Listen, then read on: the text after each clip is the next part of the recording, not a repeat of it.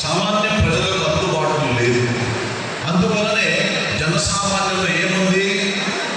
అక్షరాస్యత లేకపోవడము, విద్యాభ్యాసం లేకపోవడము, దీని వలన అజ్ఞానము, దీని వలన మూఢనమ్మకము, దీని వలన పేదరికము, ఇవన్నీ స్వామి వివేకానంద కళ్ళారా చూశారు. చూసిన తర్వాత స్వామి వివేకానంద ఏడ్చారు. ఎందుకు ఏడ్చారు?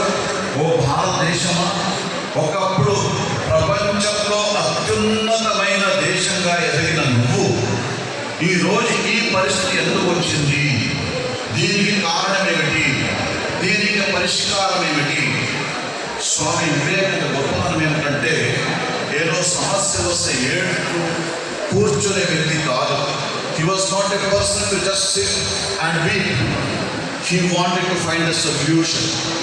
ఈ సమస్యకి పరిష్కారం ఏమిటి? అప్పుడు ఆయనకి ఏం తెలిసిందంటే, ఇతిహాసం బాగా తెలుసు స్వామి వివేకానంద. తర్వాత సోషలిజం అది తెలుసు, అలాగే సైకాలజీ స్వామి వివేకానందకి తెలుసు. అందువలనే ఆయన ఏం చేశాడంటే, ఆయన ఏం నిర్ధారణకు వచ్చారంటే, దక్షిణ భారతంలో కన్యాకుమారికి వెళ్ళి ఆ భారత చివరి బండపైన కూర్చుని 3 పగలు 3 రాత్రి ఆయన ధ్యానం చేశారు.